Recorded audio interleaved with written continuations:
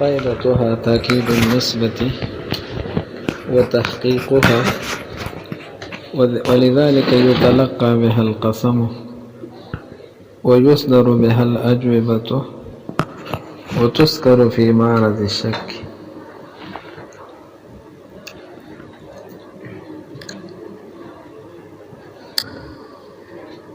د دې حروف د عمل خبره وکړه کی عمل یا نکی اختلافی مسله وا. اوس فائدہ بیانی چې فائدہ یې څه ده؟ فائدتها تاکید النسبت، فائدہ یې دا ده چې نسبت کی تاکید راولي. پس د مسند نسبت چې مسند الیه ته شوی دی نو د دغه نسبت کی تاکید کی پوهیږي. د تاکید خو عامه معنا دا څه ده چې یو شی دو فعلی ذکر کې هغې ته څه ویلی شي؟ تاکید. نه دی وایي هغه تاکید نه دی مراد و تحقیقها، و د تاکید نه مراد تحقیق دی. دغه نسبت څه کې محقق او ثابتی. ها ان زیدا قائم، ان نو زید قائم کې نسبت و، خود نسبت تحقق او یقیني واله هغه نه و پسې ویږه خبره. او چې ان ور سره راغی نه ان راولګېدو د ان چې کوم مفهوم او معنا د تحقیق باندې دلالت کی اکه دغه نسبت ته ورکو چې دا نسبت محقق دی. د زید ته چې د قیام او د ولاړې نسبت شوی دی دغه نسبت څه دی؟ محققه دی او ثابته دی. پوه شوله پسې. ولذلك او د دې وجه نه چې دا نسبت کی تاکید راولي او تحقیق راولي یتلقى بها القسم. یتلقى د یتلقى بها القسم معنا ستاسو محشی کړي یورد فی جواب القسم. یورد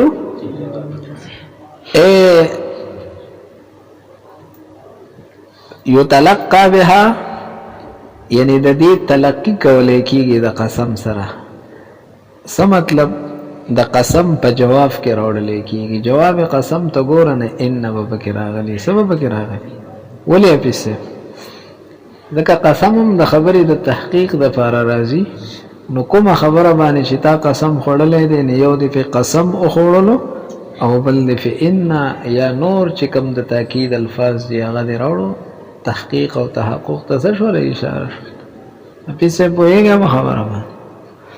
نو ولذلك او د دې وجه نه چې دا د تاکید او د تحقیق د لپاره راځي یتلقى بها القسم دا راوړل کیږي په جواب د څه کې؟ د قسم. جواب بغیر د دې نه هم راځي. جواب لکه توای والله زید قائم، والله جواب د دې نه بغیر هم راغی خو تش جواب راغی. اوس که تاکید واړي نو والله ان زیدا لقائم پسې پوه شولی که نه. اوس حرف نفی راځي په جمله منفیه کې چې کله جواب قسم واقع شي خو هغه پسې د اتمام الجواب د پاره راځي. لکه ته وایې والله ما زید قائما، والله ما زید قائما. نو دلته اوس دا ما چې راوړل شوی ده نه دا د تاکید د پاره نه ده، دا د اتمام القسم د پاره، دا د اتمام د جواب قسم. ځکه چې کله جواب قسم دا سیه پسې منفی فی ناول کې به خامخا سره راوړي ما به راوړي نه پسې. نو په خلاف د ان باندې چې ان ته راوړي نو د ان نه بغیر هم دا جمله څه ده؟ تابه نه ده، مسند مصلحه شته ده. خو چې کله جواب قسم منفی و نو د حرف نفی نه بغیر نه کېږي. نو ما راوړلی کېږي حرف نفی او ان هم راوړلی کېږي خو ان نه بغیر جمله پورا ده، تاکید ده. او د ما نه بغیر پورا نه ده پسې. پوهېږه پسې.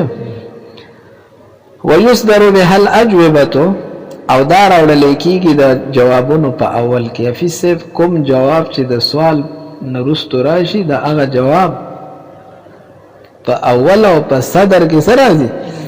دا حروف راځي. پوه شولی به خبره باندې.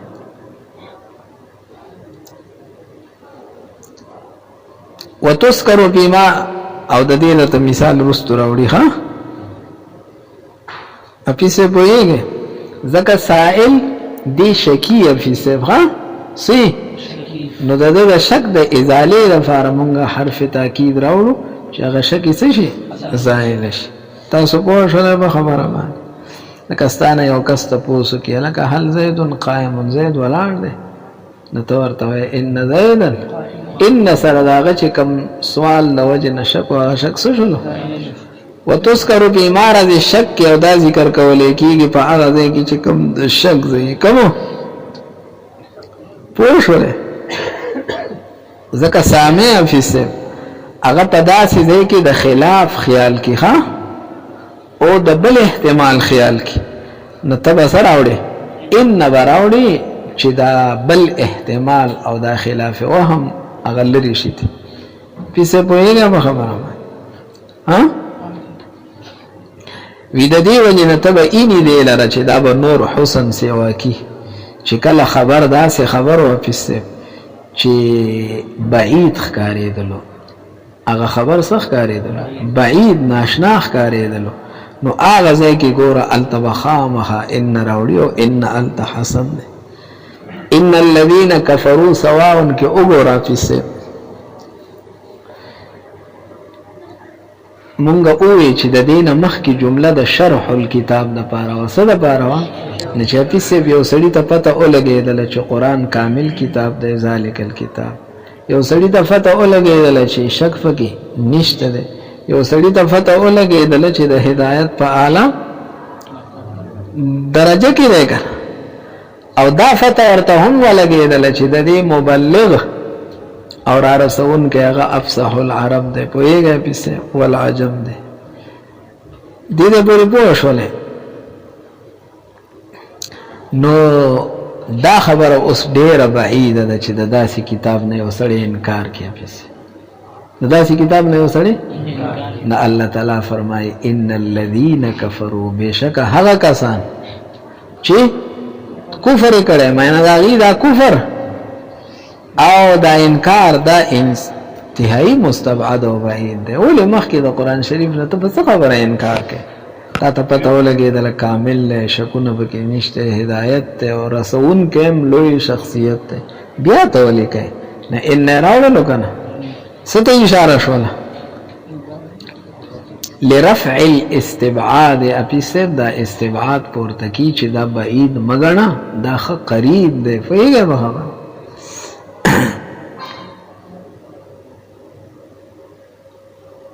مثال دا قول دا اللہ تعالی اعوذ باللہ من الشیطان الرجیم ویسألونک عن ذی القرنین، دی تپوس کی استانا فبارد ذو القرنین کی قل ورطا او آیا ساتلو علیکم منہ ذکرہ زرد چیز بتاسو تبیان کم داغا ستذکرہا انا مکننا. اپی سے بگورا دا جواب دے کنا یسألونک، نو جواب پا اول کی سر آگلے دے انا بیشک منگا مکننا لہو فی الارض، ذکر سوال کی چکم شک وغیرہ سرا. وقال موسیٰ یا فرعون، موسیٰ علیہ السلام فرعون تسوی انی رسول من رب العالمین. ولی مخاطب شکی دے کنا برسالت کی، تو یہ جا بخبر بانی نصیر اوڑو انی. قال المبرد قولک عبداللہ. حفیظ صاحب ابو العباس کیندی دی اوزل مبرد توی چې ستاسو په کلام د عربی کې ډېره حشو او زواید دي. ها پوهېږه په خبره باندې عرب څه وایي؟ وی عبدالله قائم، بیا وایي حفیظ صاحب ان عبدالله قائم، او بیا وایي ان عبدالله لقائم، او د ټولو یو مطلب دی چې عبدالله ولاړ دی. نو یو ځای کې پکې ان سیوا کو، بل ځای کې پکې لام سیوا کو، خدا سیواګرې څیزونه دي. ویږي د ټولو معنا څه ده؟ نو مبرد ورته په جواب کې څه ووی؟ وی دا مختلف الفاظ چې راغلي دي دا د مختلفو معانیو د وجې نه هر ځای کې مقصود او مراد بدل دی. حفیظ صاحب چې ته وایې ستا دا قول چې عبدالله قائم، تش عبدالله دا اخبار عن قیامه، اوس ته صرف خبر ورکړي چې دې څه دی. او ان عبدالله قائم جواب سائل، دا دا سائل جواب دے. اگا سائل چاگا سوال کی عن قیامه دا غدا، نو سائل سوال دا وجه نا اگا لگوٹی شکی کنا نا ان راوڑا. او ان عبد الله لقائم جواب منکر، دا د منکر جواب دی. هغه منکر چې هغه منکر دی د قیام د عبد الله، نو والله پکې ذکرس پیسه پوښوله. وتعريف الموصول اما للعهد ان الذين كفروا، الذين موصول له افیسه موصول د الف لام پشان د څه پشان پسلو والو استعمالاتو کې یو شان دي. ها الف لام استغراق او جنس او عهد خارج او ذهن د پار راضي، موصولم اکشا راضي. وتعريف الموصول دلته چې موصول معرفه راغلی دا، نو دا تعریف د اما للعهد، اما عهد پټولو کې اصل له ویګه به خبره باندې ځکه الف لام راضي د تعریف تفاره او عهد کی تعریف ډیر حاصله. والمراد به ناس باعيانهم او د الذين مراد اپسب سم معين خلق مراد ده. ها كابي لهب وابي جهل والوليد بن المغيرة واحبار اليهود، دا مخصوص خلق تر نسنه مراد. تاسو په شوله خبره باندې ها تاسو وایي چې د عهد د پاره مخ کی تذکره د معهود ضروری ده. ها الف لام عهدی به ال راضی چې مخ کی د معهود یوزل او مخ کی هو د دې خلق تذکره پوهیږي. نو د دې خلق شهرت په کفر کې چې په کفر کې دي سدي مشهور دي پوهیږي به خبره باندې، او دی په کفر کې کمال ته رسیدلی دي، نو تذکره ته حاجت نشته ده. ها پوهیږي ان الذين كفروا چې ذکر شونه کامل افراد دي دي. ها نمخ کی تذکرہ خود دې د پاره چې علم راشي، نه علم خو په بل طریقه راغی پسه په نه شولې پسه په شو بده ده. او للجنس او یا الف لام د صد پاره خو جنس په زمن د استغراق کې حافظ جنس زکه تش حقیقت خو اغستل نشي، ځکه سواء علیهم حکم چې تکه نه ته په حقیقت نه کې د حقیقت په افرادو نه. اول الجنس یا موصول د جنس تفاره ده. متناولا الذين كفروا بشامل شي من هغه چا تصمم على الكفر کم چې فکفر باندې همیشو او وغيرهم د دین علاوه به هم شامل شي چې کم په کفر سنو پونه شولې پیسو ټول ته شولو ځکه ټول ان الذين كفروا دي خوشاتا سواء عليهم مسند ته وګورا یا دویم مسند لا يؤمنون ته وګورا. دا قرینه د دې خبرې ده چې د الذين كفرون اغه کافران مراد دي چې کم مصرين على الكفر دي، په کفر چا اصرار کړي دي چې چاته انذار پیدا نه ورکولا، په کفر چا اصرار کړي دي چې چا ایمان نه راوړ، چا ایمانو چې څه په نه شوړې به خبره ها. ان الذين كفروا سواء عليهم، دا سواء دلیل د دې خبرې دی چې دا الذين كفروا نه ټول ندی مراد، سوتر نه مراد دي چې کم مصرين علل. نو ان الذين كفروا شامل دواړو ته شو، خو شاته په سواء سره ته هغه اوت په یوه خبره باندې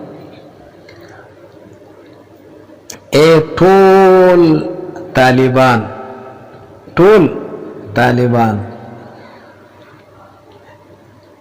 زبول انعام ورکوم که سبق یاد کړي. ها نو سبق یاد کړي سره په سب د ټولو نه سوتل کنه دا به سوتل په دغه یو ټکی باندې.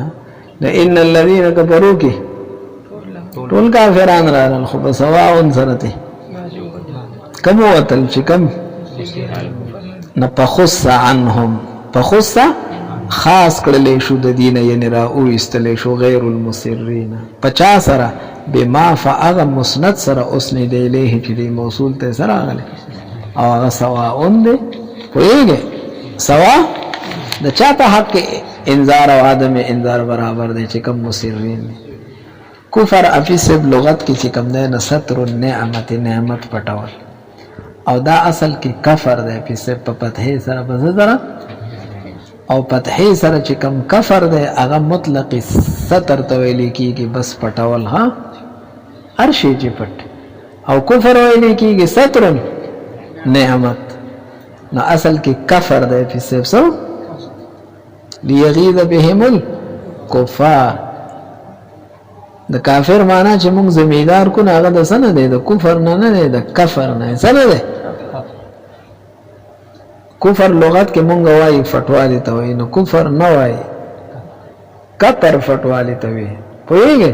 او بیا مخصوص فټوالی چې د نعمت فټوالی دی هغې ته کفر وایي. پوه نه شولې فیس؟ ها؟ ومنه قیل للزار، او د دینه دا منهو کې هو ضمیر د کفر ته راجع دی، فتحې والا ښه.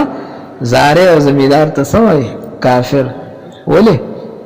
لأنه يستر البذر، ځکه دې تخم پټي. ها اوس دې وخت کې به ټریکټر ته چې کم دی نه څه وایي پیسې کافر به ورته وایي. ها ځکه هغه څه چل کې پخوا به خلکو خپله پټول که نه.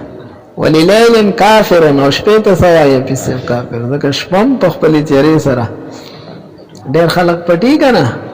ولکمام الثمرة، اپیس د میوې چې کوم غلاف دی کم پوسته کې دی هغې ته کافور وایي، ځکه هغې هم هغه دننه سیدې پټ کړی دی که نه. دې دی پورې پوه شولی. وفي الشرع انکار ما علم بالضرورة مجيء الرسول صلی الله علیه وسلم به.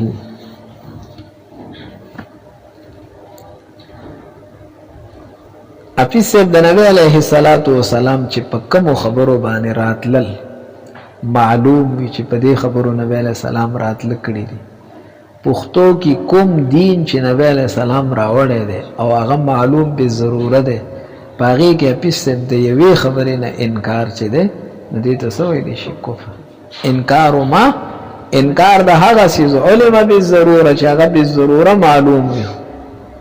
څه معلوم وي؟ مجیء الرسول صلی الله علیه وسلم به، د نبی علیه السلام راتلل په هغې باندې. پښتو کې چې نبی علیه السلام سر راوړي هغه ټول منل ایمان دی، په هغې کې د یوې نه انکار. پوهېږئ په خبره باندې؟ ځکه دا د یو بل نقیض دي که نه. نو هلته حفیظ صاحب موجبه کلیه ده. څه ده؟ تمام هغه څه چې نبی علیه السلام راوړي هغه منل. نو دلته به سالبه جزیه ښه، او د یوې نه انکار کول، یوه پکې نه منل، بس دا څه دی؟ کفر دی. اوس پې پوه شولې؟ هر یو چې خو چې یوه په دې کې دنده. وانما عد منه لبس الغیار وشد الزنار ونحوهما کفر.